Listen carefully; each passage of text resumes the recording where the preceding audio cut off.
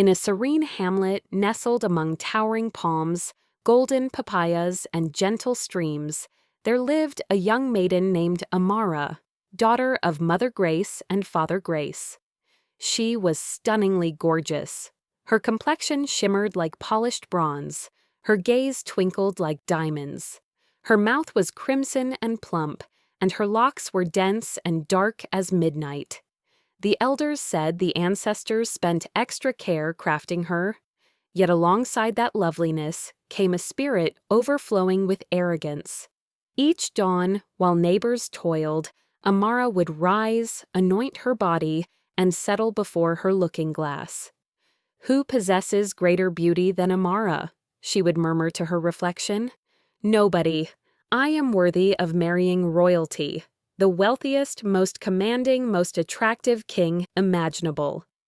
When her mother requested assistance grinding cassava, Amara would scoff. "I grind cassava? My hands are too delicate to handle filthy roots." Her mother would sigh sorrowfully and depart.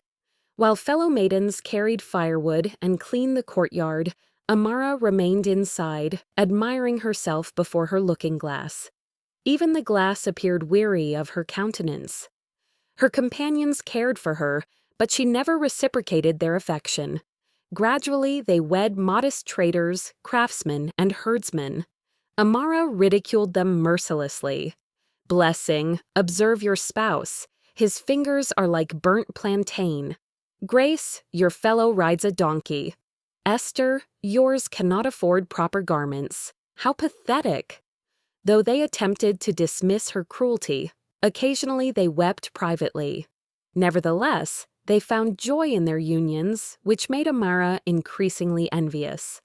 One trading day, Amara adorned herself in her most elegant attire and strolled like royalty, her hips swaying as onlookers paused to gaze. Abruptly, she collided with Mother Blessing, the eldest and most revered woman in the hamlet. The elderly woman's pottery shattered everywhere, and she tumbled to the ground. Everyone gasped. Amara stood proud, peered downward, and declared with contempt, "Why are you blocking my path like an aging dog? You've destroyed my garment." The elderly woman glanced upward peacefully.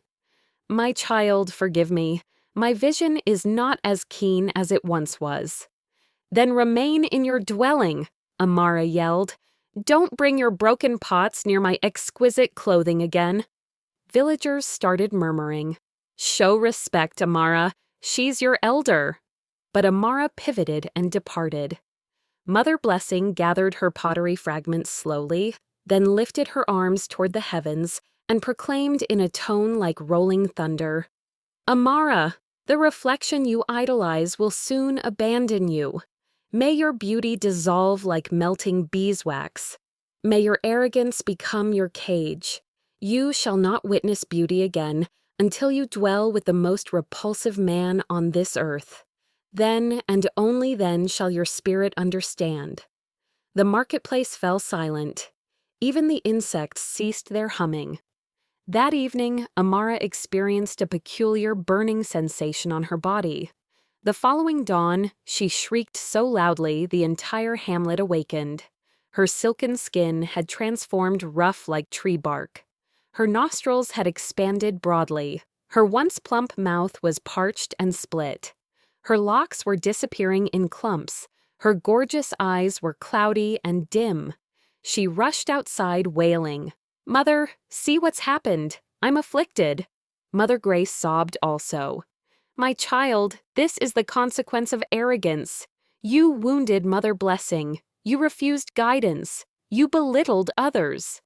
"I'll beg forgiveness. I'll express remorse." But when they visited Mother Blessing's dwelling, the elderly woman had vanished. Nobody understood where she had traveled. Amara became invisible. She remained hidden, concealing herself. Hamlet folk whispered, "Did you learn? Her beauty disappeared like morning mist. Now she resembles a dried coconut husk." A mysterious stranger arrived and delivered Amara a prophecy. Your affliction can only be removed if you wed the most hideous man existing, a man with decaying teeth, foul-smelling flesh, and a disposition full of complaints. Wed him not with your appearance, but with your essence. Only then shall you be liberated. Amara wept for weeks. Must I marry a beast to become complete again? But internally, she recognized this was her trial. One sunrise, there was a thunderous pounding at the entrance. There appeared a peculiar man, stunted, bent, with a protruding stomach, lengthy gray beard, and flesh as creased as wilted leaves. His jaw contained only 3 yellowed teeth. His garments were ragged and clashing. "I am Solomon," he announced with a twisted grin. "I have arrived to marry Amara." Amara observed him, then at her image in the basin nearby. She recalled the stranger's prophecy. She breathed deeply and agreed tentatively. "Very well." The villagers emerged in disbelief. "Amara is wedding this being? Miracles shall never cease." The ceremony was plain, no melodies, no celebrations, just quiet astonishment and stillness. That evening, in their tiny, reeking shelter, Solomon snorted like wild boars. His limbs reeked like spoiled cassava. He slobbered and passed gas during slumber. Amara sat beside the opening, whispering, "I exist in torment, but I must persevere. I must transform." Solomon was not merely hideous, he was cruel. He commanded her like property. "Prepare my meal immediately. My shoulders are irritated. Rub them. Cleanse my feet." He grumbled about everything. Yet throughout everything, Amara didn't protest. She awakened early, tidied the dwelling, transported water, prepared his meals, laundered his soiled garments. She smiled at youngsters again. She sought forgiveness from her former companions. She began assisting at the village well, hauling wood for aged women, and acknowledging even the homeless. One afternoon, a tiny child stumbled in the marketplace. Amara hurried to aid her, tended her wounds, and offered her nourishment. Mother Blessing was present, observing silently. She murmured, "She has transformed." That evening, Amara gazed toward the stars and whispered, "If I ever regain beauty, I vow I will never ridicule anyone again. I will never forget what it means to be shattered." Mother Blessing materialized in her vision, radiating like starlight. "My daughter, your beauty has returned, not in your countenance, but in your spirit. You are now genuinely beautiful. When you awaken, you shall witness." When Amara opened her eyes the following sunrise, she hurried to the water basin. Her complexion was silken. Her gaze was brilliant. Her locks were abundant again. Her beauty had reappeared, but stronger, richer, fuller. She rushed outside rejoicing. The entire hamlet assembled. "She is beautiful once more. The affliction is lifted." Solomon emerged squinting. "You're not my spouse. My spouse is unattractive." Amara smiled graciously. "Gratitude, Solomon. You were included in my journey." She presented him a bowl of provisions. "May you discover someone who cherishes you as you exist." Shortly afterward, a striking and prosperous nobleman from a distant territory came to the hamlet. He had learned of Amara's metamorphosis, how she evolved from arrogance to modesty. He observed her and became enamored, not solely with her countenance, but with her character. Their ceremony was the grandest the hamlet had ever witnessed.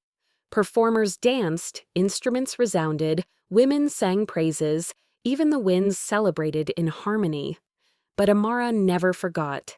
She regarded her helpers graciously.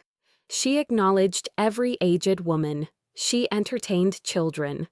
She even visited Solomon once and provided him fresh garments. She no longer worshipped her looking glass because now her beauty originated from inside. Moral lesson: arrogance leads to destruction, but modesty elevates the spirit. Beauty without compassion is like a flower that appears lovely, but has no fragrance.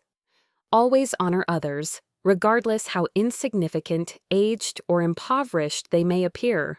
Transformation begins when the spirit understands.